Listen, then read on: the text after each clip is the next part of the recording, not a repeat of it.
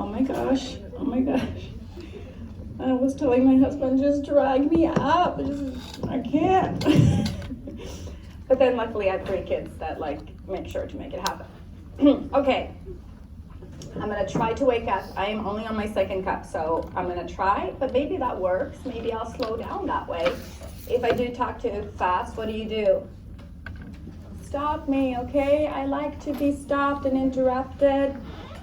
Y'all ask more questions. We're gonna move on with replication today. There is one, you know how I told you, like a lot of people think the 2nd exam is the hardest, and then it kind of depends, right? There's one concept within replication, and we're getting to it today, that is a little bit tougher. And there's one thing I wanna say to you. You can get around this by just memorizing and do just fine, right? So if you get stuck on that particular concept, which is making the leading and lagging strands, I wouldn't get stuck on that for too long. I would kind of move on, try to do the best you can with memorization, and then get back to it before the exam to try to study. Do you understand what I'm trying to say? Kind of don't get stuck there, spending hours and hours and hours. Yes, it will be covered on the exam, but it's also that case in point where you want to cover as much as you can first, understand kind of the overall picture of everything, and then you can go back to something like that. I'm going to try my best today to teach it, really, but it is also the case that you do have to spend a little bit of time with it to understand it. I know this for a fact. Not many students can listen to one lecture and understand this whole business of leading and lagging strands in one go, right? So you do have to read it on your own and spend some time with it. Okay, but this will be really important. We actually talked about this last time. 3' and 5' will be important in this concept. So this is one of the reasons we say, right, 3' and 5'. You have to learn what it means. What does it mean? What does it mean? Because it's so important for application. Okay, what did I use last time? Dang it, I forgot my train tracks. I was gonna bring train tracks for y'all. I use my kids' train tracks sometimes. You know how they have a notch on one end, like a little indentation on one end, and and I use that because you can imagine then a train track like that, wooden train tracks they have, preferably the Swedish brand. Okay. It goes in one way this direction, right? And then you could put the other direction where the notch would be over here, that plop, whatever. So imagine you're building it. It will look like this. Okay. The pieces that kind of look like this. And then you have long pieces, short pieces, and you have like curved pieces, right? And so I should bring them, I'll bring them after spring break. Like this, and you can build a train track, right? You can put this notch into here and you can make a long thing. So if you imagine that this, we could say that this is the phosphate group, right? And that this end is the OH group. Like that, and you can piece them together. So each one of this you could pretend is a nucleotide. Actually, I usually put like little stickers, like several nucleotides on one piece because they're longer. Each nucleotide actually has a 3' end and a 5' end, right? And when you stick them together, the long piece of thing will only have a 3' end and a 5' end. Are you with me? Right? So if I make a track this way, how would I make the other track, the anti-parallel strand, if we're going to pretend that this is now actually DNA and not a train track? Yes, exactly. So the notch would, right, would go like this, right? Okay, I'm not an artist, man. I mean, you know, it's not my, we all have strengths. This is not mine. Okay, OH, P, P, P. Okay, the other would go the other direction, right? And all this 5' and 3' means, it means which end do you have sticking out, right? Which end do you have sticking out? Here, on the very end, once you piece them together, if it's the P, it's what end? Phosphate group means P is Look it up right now in your notes. It's up here too. So if the phosphate group is sticking out, it would be the 5'. If the OH group is sticking out, 3'. Exactly.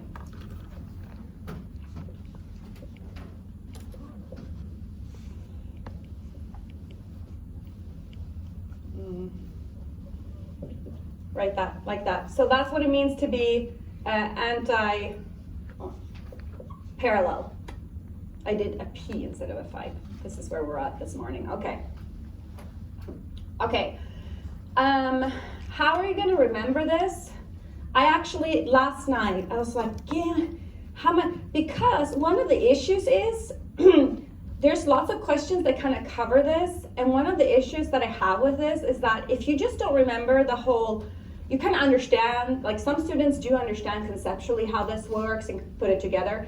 But if you then are kind of unsure of which one was it again that was the OH group and which one was it again that was the phosphate group, there's so many things that get messed up with that, right? Like, and that's kind of a shame, right? Like if students conceptually can understand everything and they just miss that whole memorization of which one is it that belongs to that thing again, then there's so many things that could go wrong in exam questions based on that. So it's like, how can I, like, what can I think of? Like 5P, like, is there anything I can think of? And there was nothing good, okay? There was nothing good I can think of. But I know for a lot of people, did anyone go to the parrot talk? There was a talk on parrot research. It was amazing. Okay, you should go. If you see posters like this is a talk of a famous scientist who studied parrots for like decades. She had a lot of math. She was teaching her parrots math. One parrot in particular, named Alex, could learn lots and lots of math. You would not believe it. And shapes and things. Okay, and shapes kind of stuck with me, and I was like, how can I do this? So, because of the way the parrot learned it, I'm like, maybe that will work. Okay, so how many corners do you have in this? 5, right? So like put a P in a house.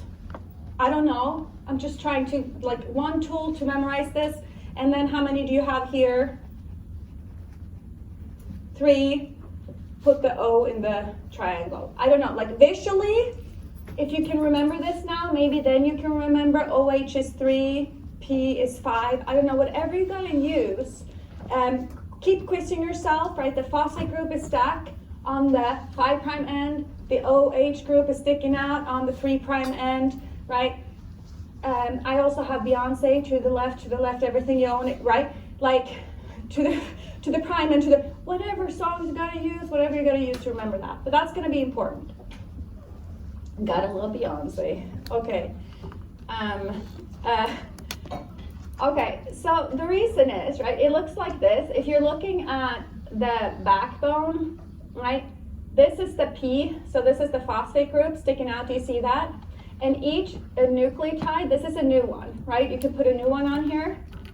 This is one, and then you can have another one, and so on and so forth, right? Each of them will have that P group and the OH group on each end. And so when you link it, it's always, right, the P group is always gonna stick out on that one end, and the OH is always gonna stick out on the other end, right? You just add pieces to it, and it's gonna stick out.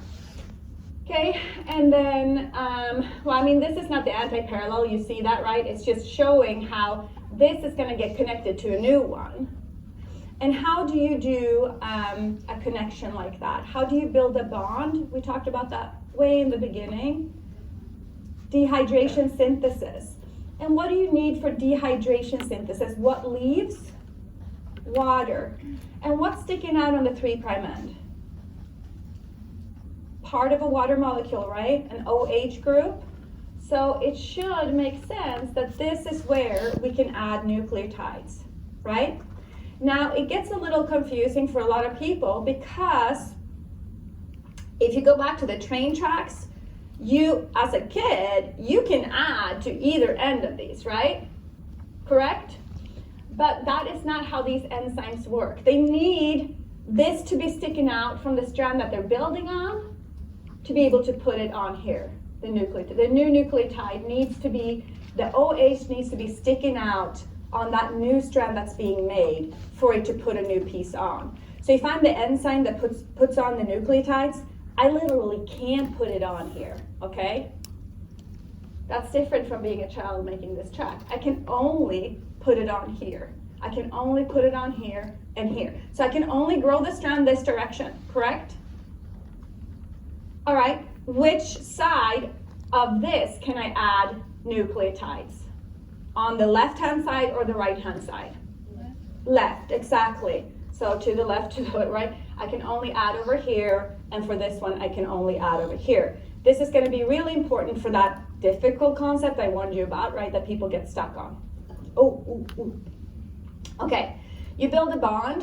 You build a bond by removing a hydrogen from the hydroxyl group and the OH position, right? So this is the new one that comes in. So you combine these two, water will leave, and there you go. Now you have a new phosphodiester linkage. You need to remember that we have the phosphodiester bonds between the sugars in the DNA backbone. Between the sugars, right? Between the bases, what are you connecting the bases with? In the middle of the ladder, what bond? A hydrogen bond, right?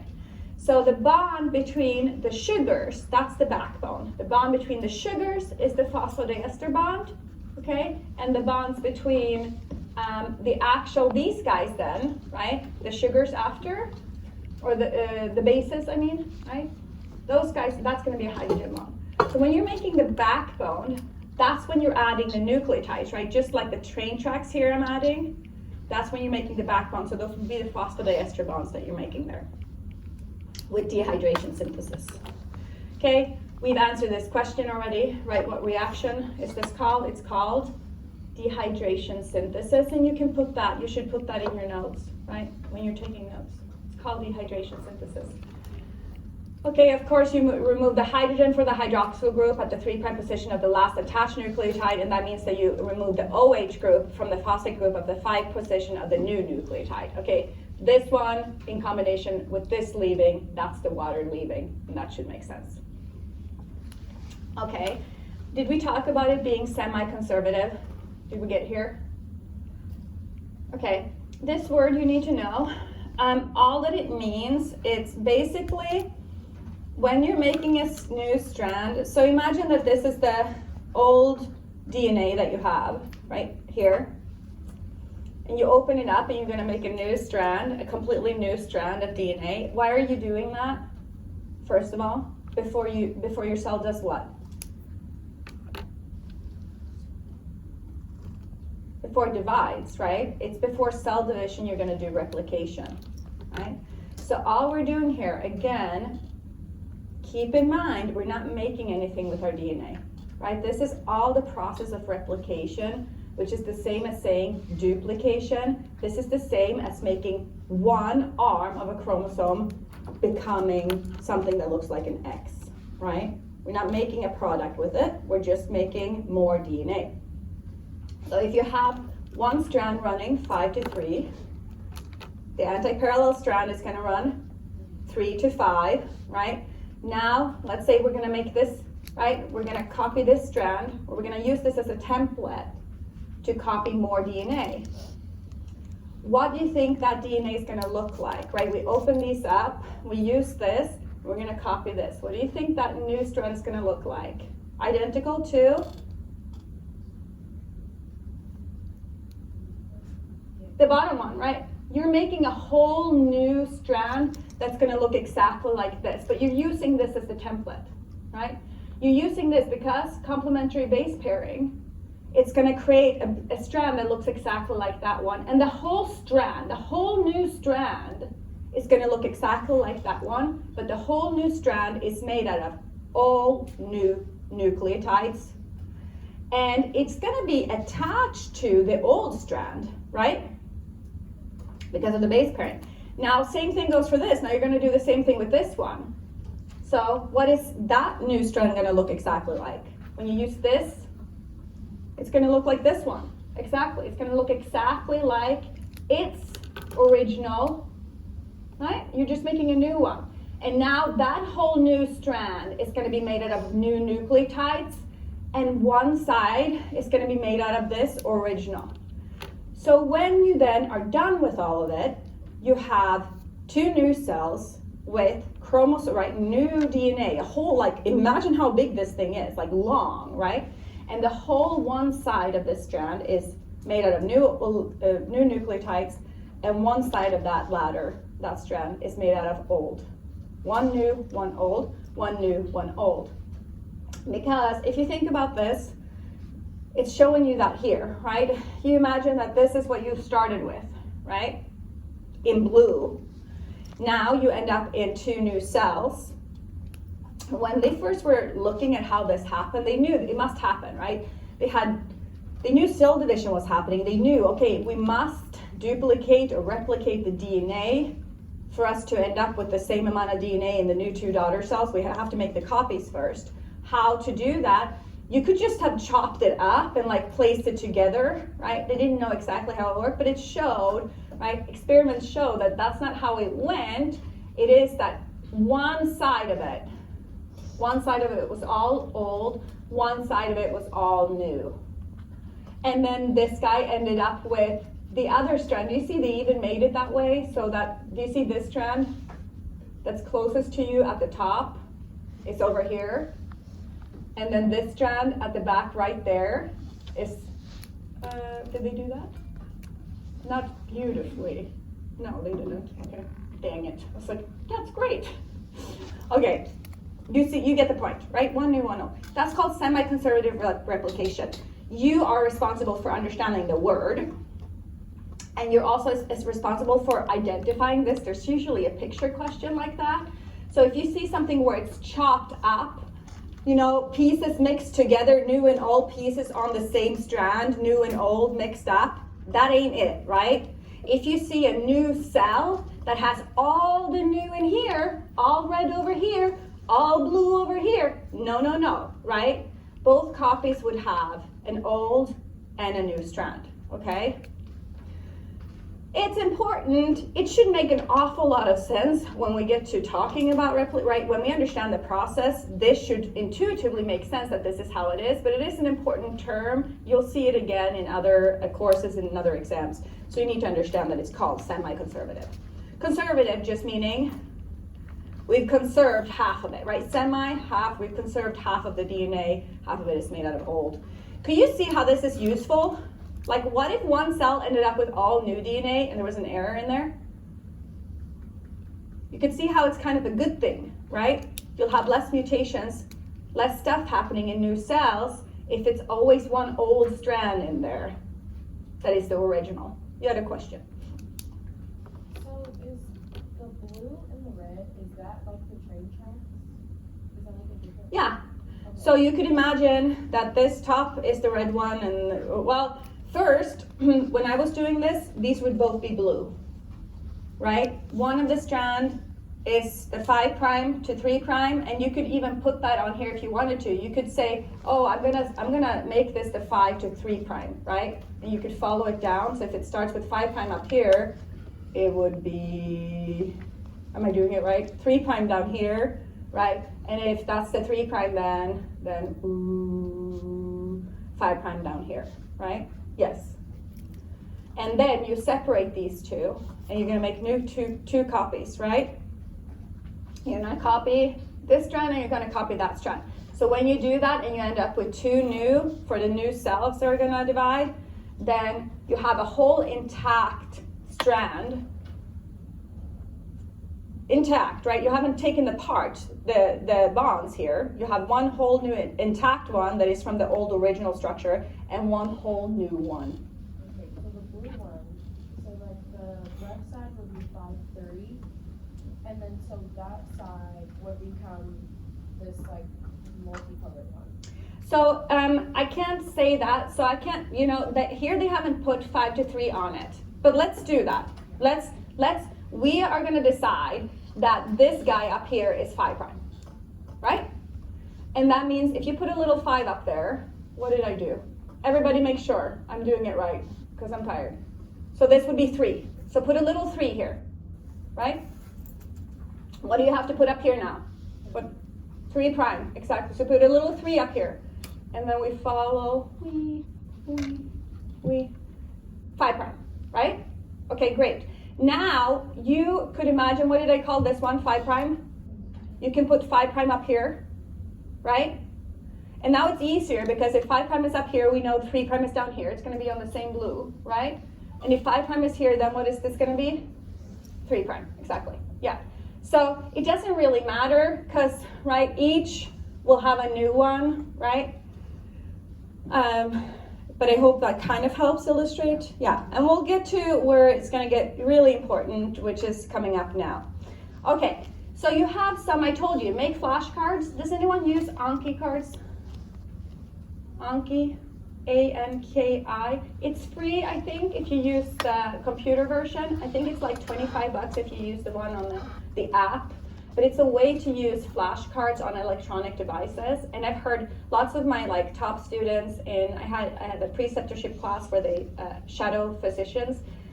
They were using Anki cards and say it is awesome. So it wasn't around when I was a student, but I think it sounds great.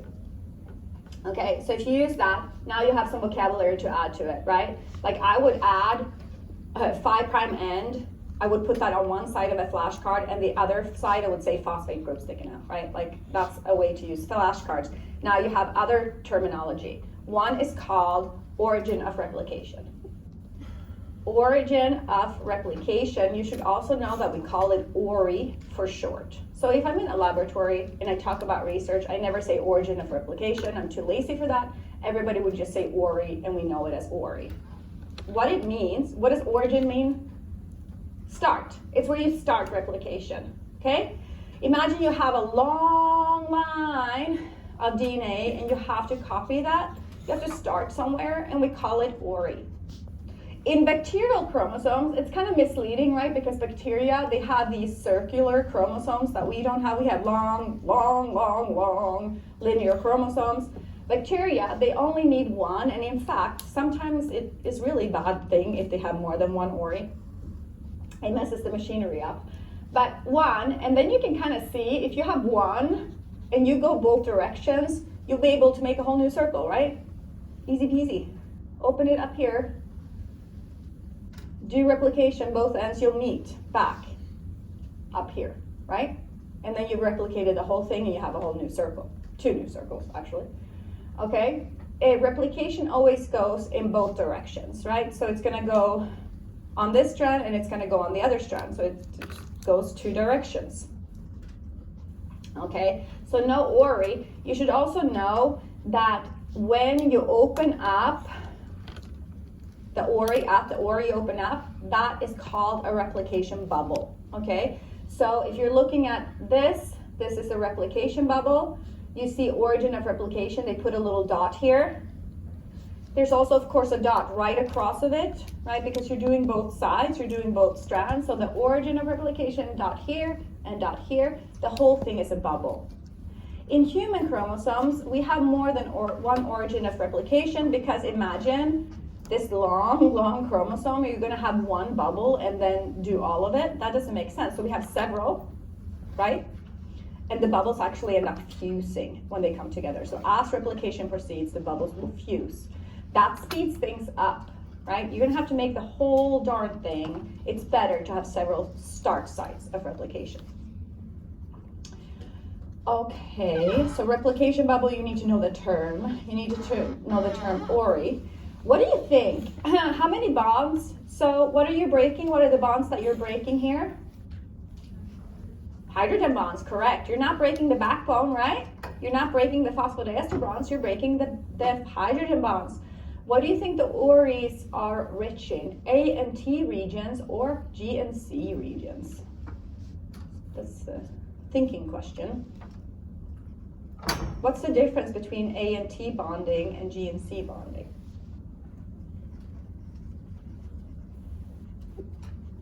Anybody?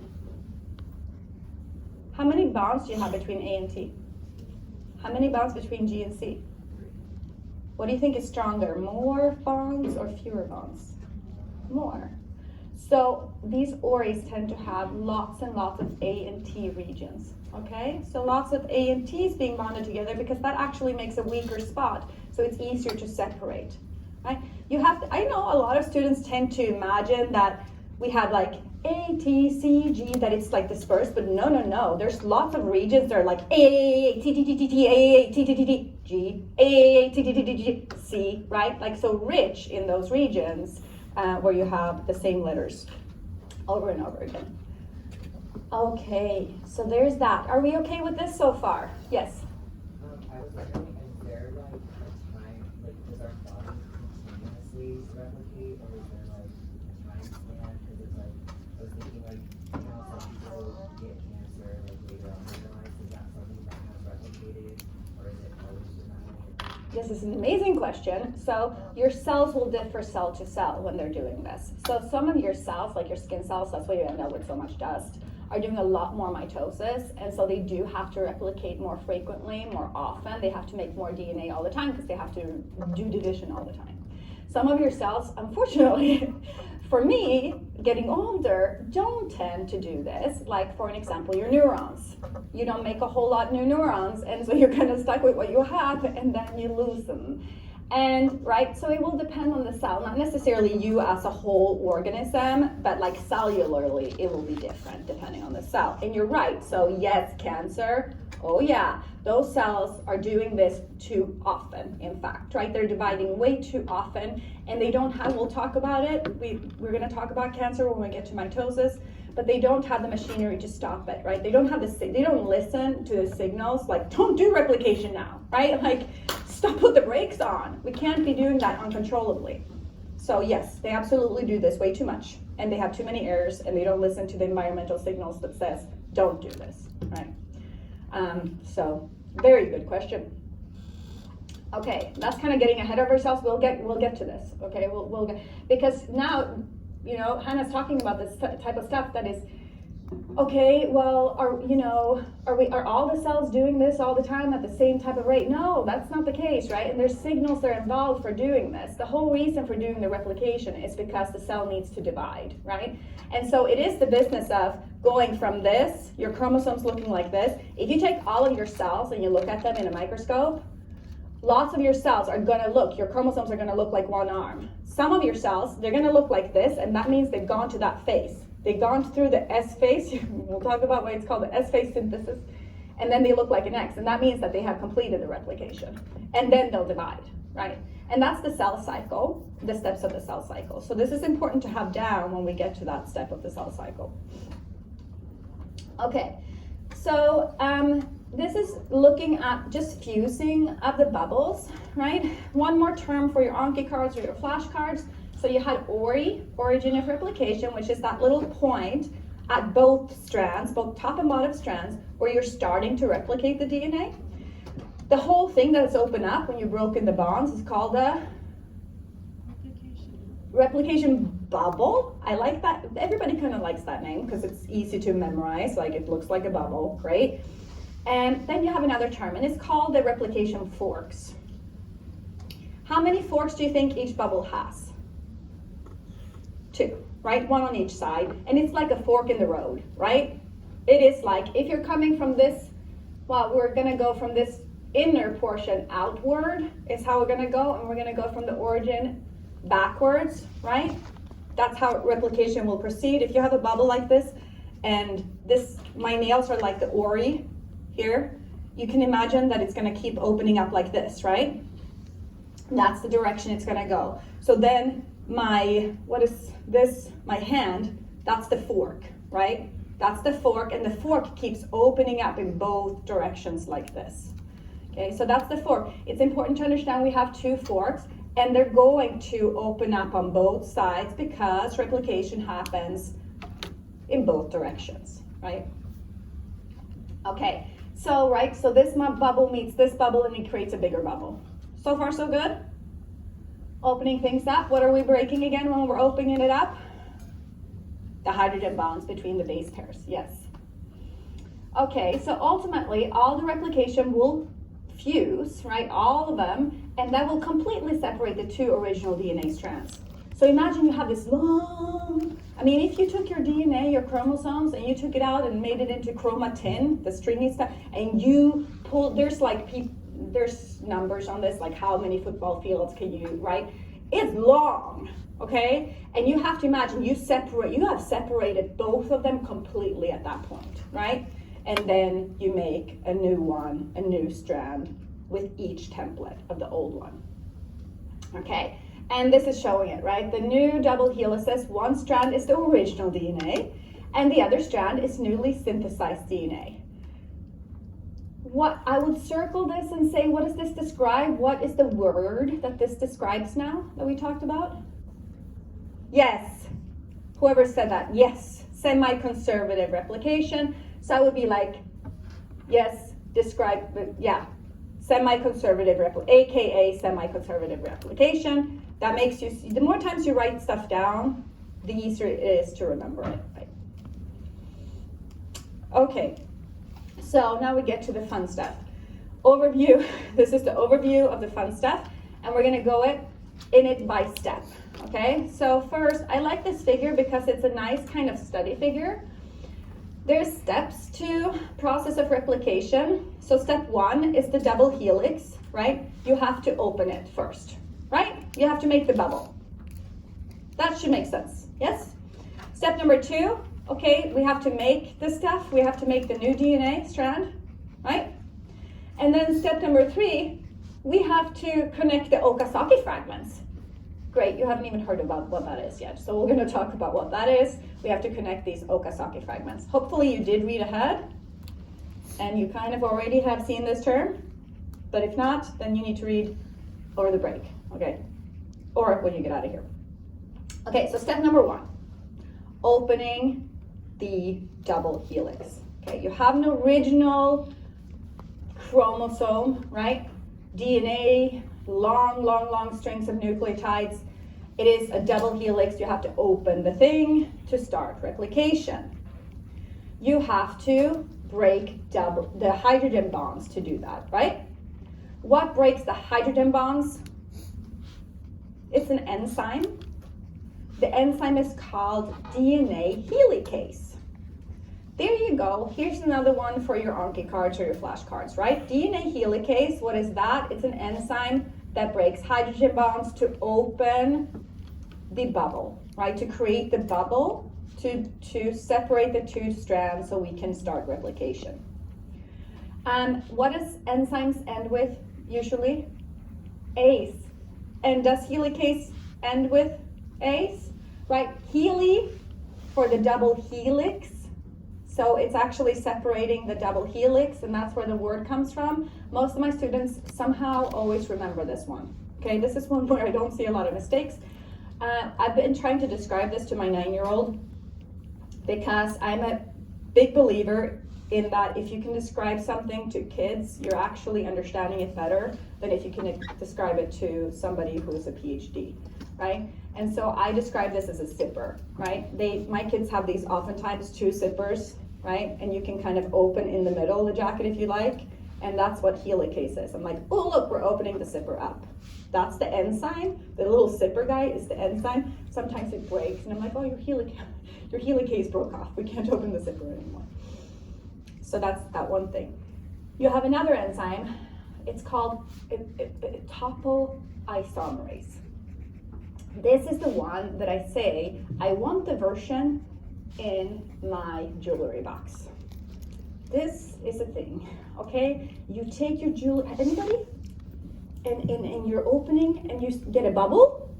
What happens at the 2 ends? Tangled, okay?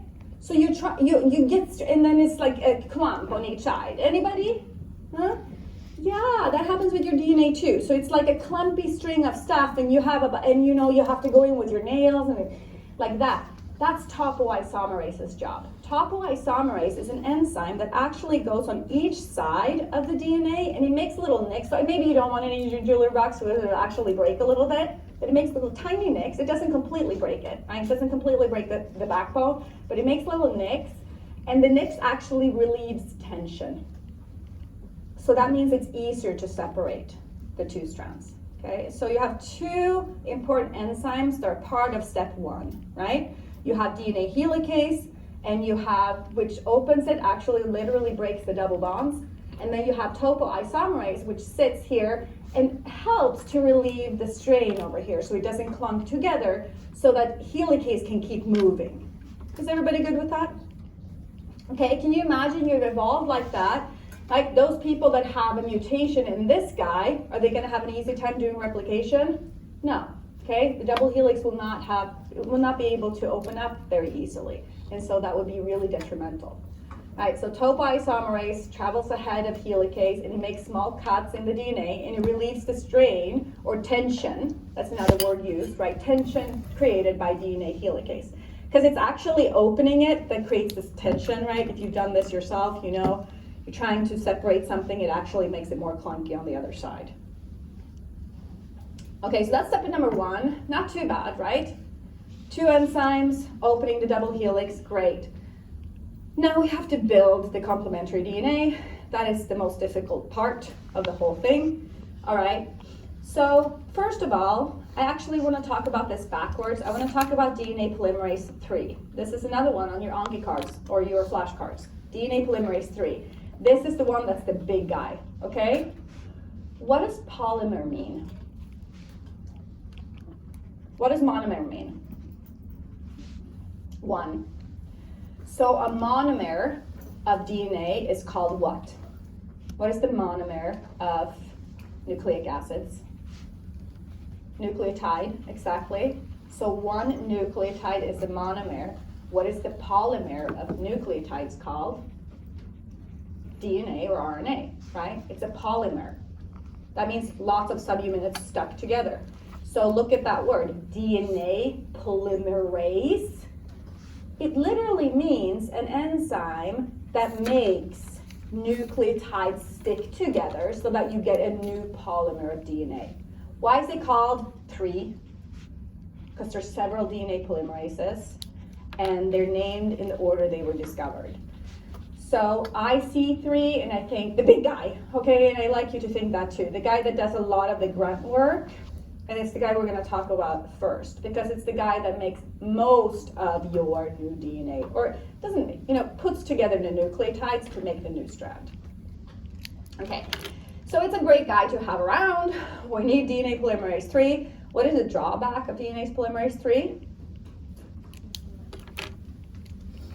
It can't start on its own. So it's like it has writer's block or something.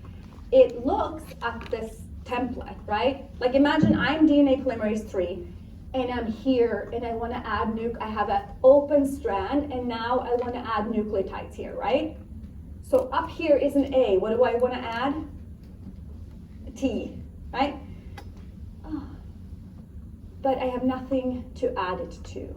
DNA polymerase 3 cannot just add it by base pairing on an empty spot. It actually needs somebody to start it before it.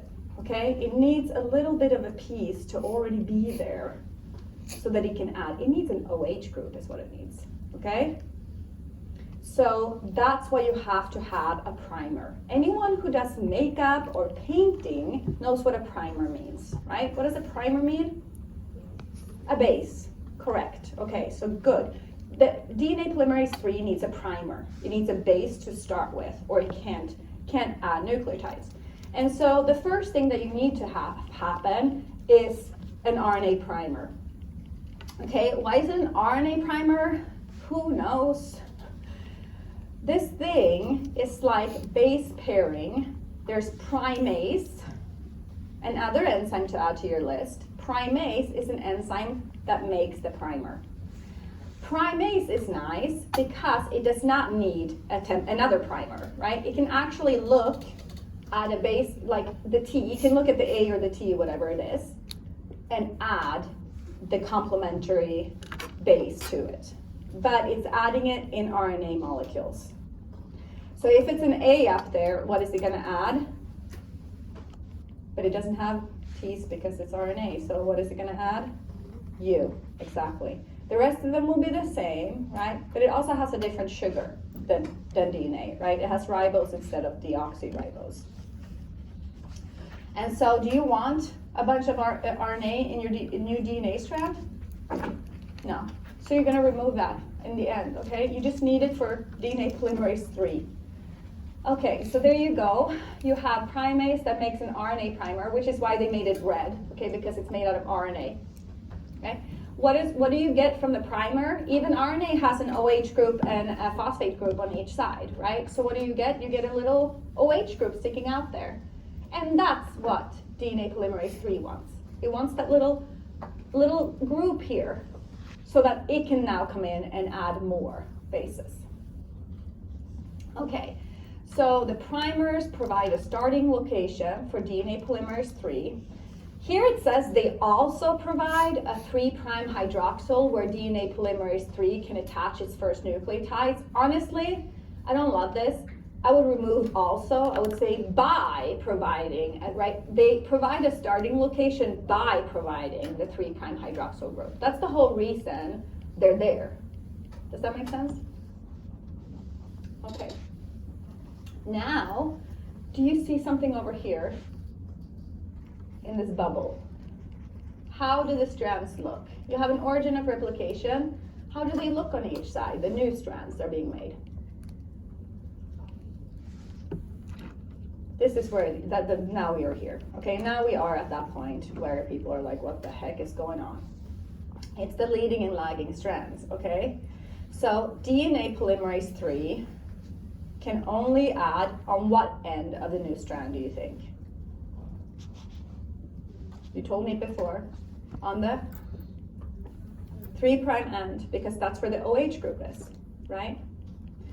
If you're looking at the original template, do you see over here, 5'? Towards the fork, right? Towards this fork, there's a 5'. So on the new strand, what is gonna be over here? It's also anti-parallel, right? The new strand is also anti-parallel. So what is this? What would I write here if I were you? A little number 3, very good. So it's gonna grow this way, right?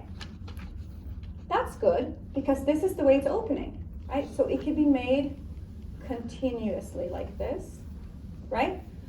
From the origin of replication. Boom, boom, boom, boom, boom. Okay? Look at the one that's underneath it. What prime is on the template? 3'. So what prime is over here? 5'.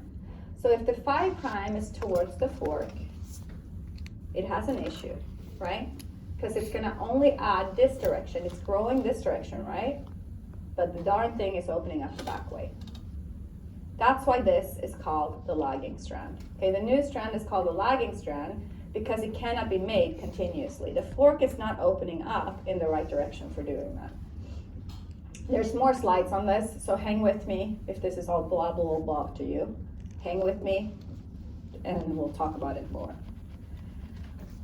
Okay, after DNA polymerase 3 attaches to a primer, it reads the template strand in the 3' to 5' direction.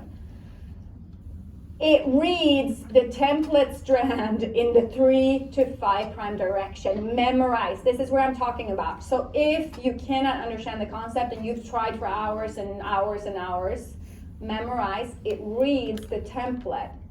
The original strand, it reads in the 3' to 5' direction, meaning it builds the complement in the 5' to 3' direction.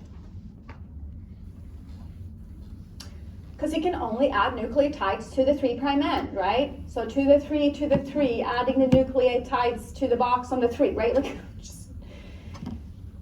it has to read the other direction on the template. If you're talking about the template, which means the original or the parent strand, it would have to go that opposite direction, right? Reading the opposite direction because they're anti-parallel. Do you see how that works? So you're going to be asked questions. The students get into problems with this because you can be asked the question, in which direction does DNA polymerase 3 reads the template, and in which direction is it making the new strand, right? And those two would be opposite of each other just because it's anti-parallel. So I would memorize those two things because that will make your life easier. And then you have to understand the process if you really truly want like 100% on the exam, right? Okay. All right, so the first nucleotide, when DNA polymerase 3 comes in, the first one will be attached to the RNA primer on, and I would put here on the, if I were you making little notes, I would put on the 3' end, right? On the OH group. On the OH group, on the 3' end is what I would add there, up here. On the OH group, on the 3' end of the primer. Then all of the other nucleotides are attached to the 3' end of the new DNA strand, right? Keep adding stuff on the 3' end, on the 3' end, keep adding stuff on the 3' end, meaning it's growing 5 to 3'. Here it is, it's saying the same thing, but I put it here second time for this semester because I'm like, just memorize the line, okay? DNA polymerase 3 always moves 3 to 5 on the template and can only add nucleotides on the 3' end of the new strand, right?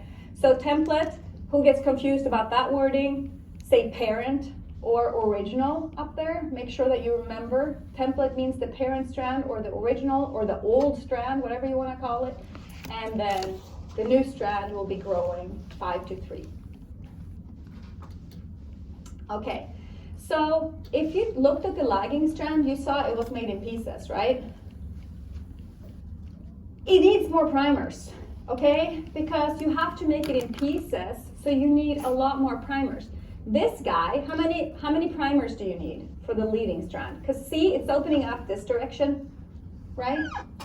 It just needs one. Because then it keeps opening up in the right way. So then you can keep growing the strand. Now this unfortunate soul, you know, it's reading this way, but it keeps opening up here. So it's actually gonna need a primer every time it makes DNA, right? Every time it's gonna make that little segment, it's gonna need a primer. So here they're showing the primer in red. Do you see that? So you'll see that there's several primers for the lagging strand, and there's only one primer for the leading strand. And that's another thing that you would be able to answer if you understand the concept, and if you don't understand, and this is all a lot, then you just memorize that, right? Then you memorize one primer for the leading strand, several primers needed for the lagging strand that's made in little segments. What do we call these segments? They're named Okazaki fragments, okay? Because there was a married couple and their last name was Okazaki, and they're the ones that discovered this is how it's made. I have an old textbook in my office where they were like discussing this, and they're actually saying like, to this date, no enzyme has been found that can add nucleotides on the 5' end of the newly synthesized strand. See, they didn't even know yet. And if you imagine, now we know that's not the case, that's not how it works, but they were looking for that enzyme, right? They knew both the strands have to be made. They have a problem with the fork situation. Why isn't there an enzyme that can just make it this direction? That would make it all easier for everybody, you included, okay? But there is no such enzyme. We don't have that. So we have to have the primer, and then we have DNA polymerase that can only go, right? It can only add on the 3' end of the new strand. So, right, this is it, right? So this lagging strand is made in small pieces, and we call them Okazaki fragments. What's in between the Okazaki fragments now? The Okazaki fragments are made out of DNA, right? What's between them? Primers. What are the primers made out of? RNA, right? Do you want that RNA still in your new cells when the cell divides? No, you don't. Okay, so you're actually going to, that's the last step, step number 3. You're going to remove those primers and you're going to replace them with DNA, and you're going to build the phosphodiester bond back together. You're going to ligate it. Okay, this is another thing illustrating that issue that we're talking about, which is that replication fork. So in this figure, you're only looking at the left-hand side. Do you see that? Right? Here, it's better. I put this in here because it's looking at the whole bubble, right? You're looking at both sides. So do you see that it depends on where of the origin of replication you are? Do you see that this guy, this is a leading strand, right? It's being made into the fork continuously. And this one, because it's on the right-hand side of the replication origin, right, the origin of replication here, the 3' end of the original strand is towards the fork. That means that the 5' end of the new strand is towards the fork. That ain't no good, right? Because it's gonna move away from the fork towards the origin of replication. It's that I like to do this, right? So imagine that I am DNA polymerase 3, and I am copying over here, right? And there's the replication fork, okay? There's the replication fork. But the 3, I have to add this way, right? I have to add this way because this is 3' end. This is my 3' end that I'm working on. I keep adding on the 3' end. And it keeps opening up over there. So I have to like run back over here. Okay, great. Add.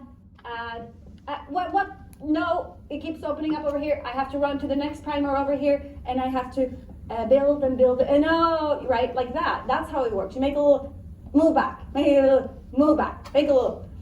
That's the lagging strand. And you see how it would be on two sides like that?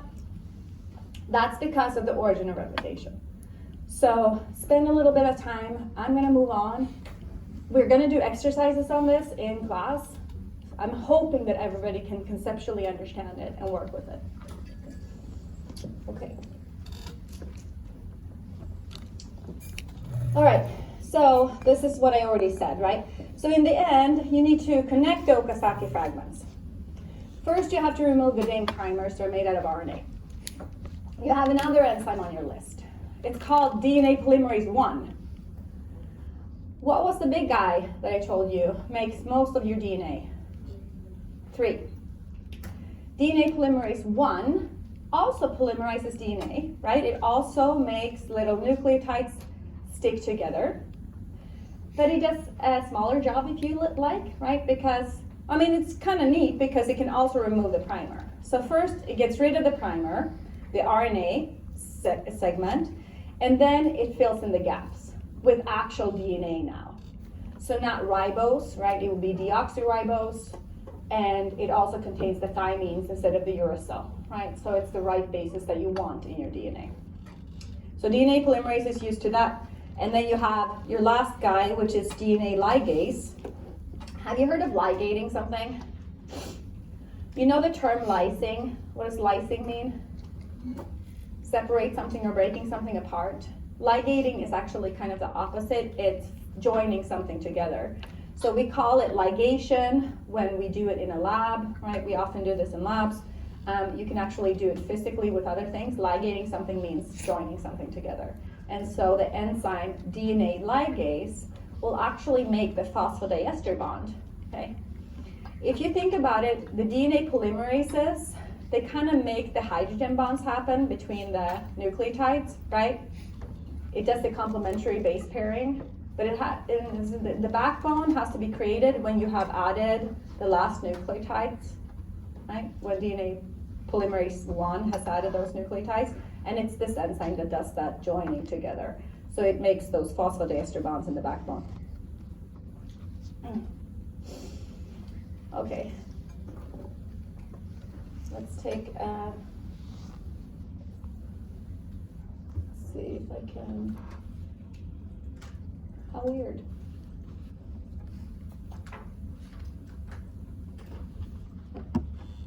It's not supposed to be a picture, it's a dang movie. Okay, let's skip it for now. We can look at it later. Okay, now we talked a little bit about mutations already. Like I was saying, okay, well, cancer has lots of mutations. Do you have mutations right now? Yeah, we do, all the time. Lots of mutations, okay? Are they always detrimental? No, right? And you have to understand that lots of mutations actually make it into the regular gene pool, right? Like, did I say like blue eyes used to be, it stems from a mutation, right? But it hung around, it wasn't detrimental enough, and now it's actually part of our normal genome. It's not considered a mutation anymore. So it kind of matters, right? Like how frequent something is. When it first pops up, it's kind of an error. And then that error can hang around. If it's not detrimental enough to the population, they can still reproduce, that error can kind of hang around. Okay, but you don't want too much of it because lots of mutations are detrimental, right? And so you have proofreading mechanisms. And this is really important for you guys, okay? This is important for health, is to have DNA proofreading. You have to imagine that all of these processes, do you make mistakes when you're typing? Yes. DNA polymerase is not like, I mean, it's pretty damn good, okay? But it's not foolproof, and you can have mistakes happen. And so you need proofreading so that you don't get into a situation where you have a bunch of wrong nucleotides in the wrong places, which will ultimately make meaning the wrong protein when you get to that process, right? When you're doing transcription and translation. So these are the enzymes you're important for. There's more than this, but this is what you are responsible for. DNA polymerase 3 has its own proofreading ability. It's like if you're typing, imagine you're DNA polymerase 3 and you're typing and you're constantly checking that you got the right base onto there, right? So it was an A, you put a T, right? And then you double check it. You double check that you put the T in there. If it's the wrong one, it can actually remove it and replace it. So it's like, put a T, oh no, it was a G up there. Okay, I'll remove the T, I'm putting a C, exactly. So if it's one base or so, it will do it, right? If it goes beyond that and it didn't catch it there for the proofreading, it's not foolproof, right? Like, it will do this for a lot of them, but then if it goes on beyond that, you have these other enzymes that come in and help, and they're called the nucleotide excision enzymes. They remove large chunks of DNA that were incorrectly copied. So it's several bases, right? Then you have the enzymes that are called nucleotide excision enzymes, and they remove large chunks of DNA that were incorrectly copied. And then you get DNA polymerase 3 to come back, redo your work, okay? It's like somebody deleting something, you have to go back and do this. You fix it. You did the wrong thing from the beginning. Okay, so we've actually marched through the whole thing. I actually want to take a minute. I'm going to talk a little bit about posters and things to do for the posters, so that's why I had an alarm set. While I'm preparing for that, pull up this slide. And what I'd like you to do, who has like actual physical flashcards in here? Nobody? You do? Okay, you can make them, okay? So either make them now with a partner, if you have them, or go to Anki, A-N-K-I, I think it's .com, or Google Anki cards, okay? And make, it should be free on your computer, okay? And make flashcards. What are you gonna put on one side of a flashcard? The term, right? The enzyme. These are all enzymes that we talked about today. This is polymerase, pol for polymerase, right? It's just short for polymerase. And then this is what you put on the other side, right? And you can abbreviate it or put it in your own words. You don't have to use this verbatim, right? It's actually even better if you add your own terms because then you truly understand it. And then quiz yourself for a few minutes. Quiz your friend, right? Or go and look it up on Anki and make your own cards. Even making the cards, right? Like you learn something by just making them. And then using them, then you learn even more. Okay. But you have this in your slides. So I'm gonna get away from this and I'm gonna open something about the poster, okay? Everybody has this in your slides.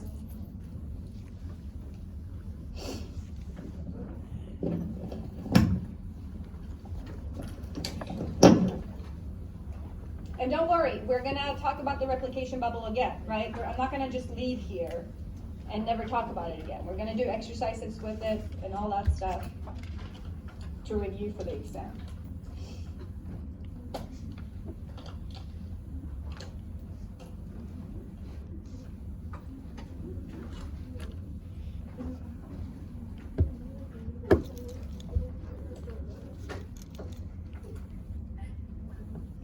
But I can't lecture anymore because I'm gonna lose you.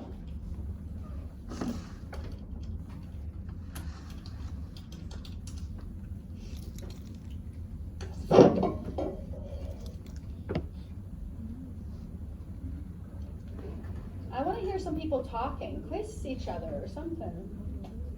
Like that. I should have brought sugar here and caffeine.